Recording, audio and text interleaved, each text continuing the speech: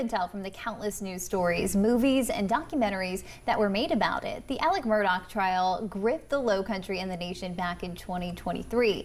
Now, with the previous ruling coming into question, leading to a retrial, many are wondering how this process will play out. We're joined right now by attorney Allie Menegakis with the Clekis Law Firm for some legal perspective on this case. Good morning to you. Good morning. Great to be here. Great to have you here. Very interested in your insight on this. So, of course, we've heard about this retrial. A lot of eyes are going to be on this case. What will the Murdaugh trial 2.0 look like?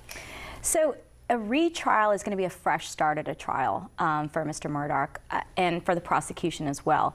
I doubt that there's going to be new evidence from the prosecution. You know, we have certain rules of procedure and discovery rules that the defense is entitled to. So most of the discovery or all of the discovery should already have been turned over to defense. What the difference I think we're going to see here is, one, which we'll talk about in a little bit, is venue. Where is the trial going to take place? And two, will Mr. Murdaugh be testifying? If he does testify, is he going to have the same theory of defense? And what happens if he doesn't testify? What about that prior testimony? Yeah, that was going to be my next question. Will we see him testifying again? Well, under the U.S. Constitution, every defendant has a right to testify, and they can't be forced to testify.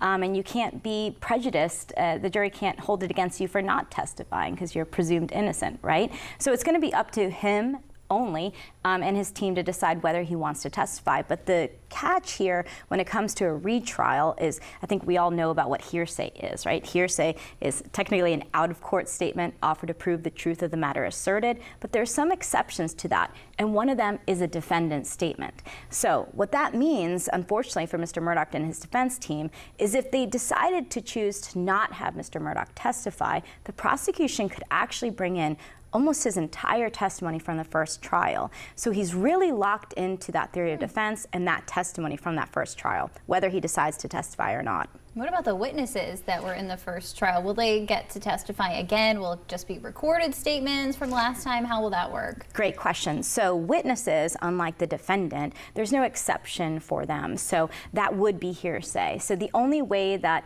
you know, the prosecution has the right to call whoever the witnesses they want to call again. They could call every single person again, or they could call part of them or even more.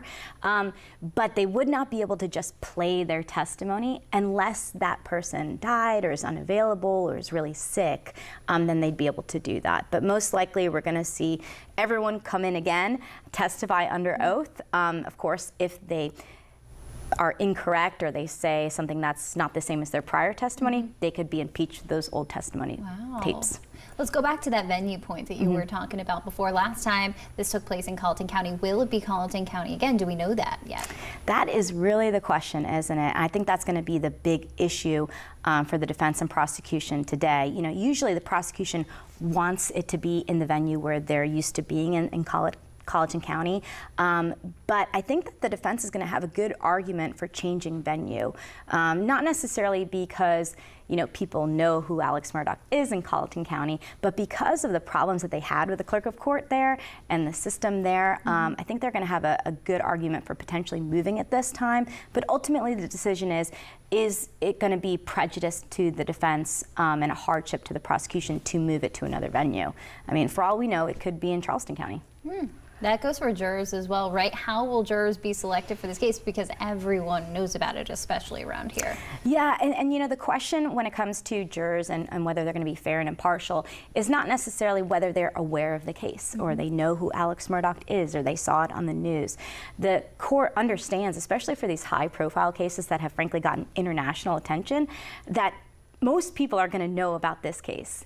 The question is, can they take that information that they've heard and be fair and impartial to the defense and to the prosecution? And that is the ultimate question that the judge does ask. And if people are able to convince both parties of that, they can serve on that jury, despite having a lot of knowledge of the prior case. Well, a lot of questions that still need to be answered for sure. We will all be staying tuned to all of that. Allie, thank you so much for all of this insight. Very interesting. And of course, if you guys ever need a lawyer, you can learn more about Clekis Law Firm right there at that website on your screen, or you can just call that number.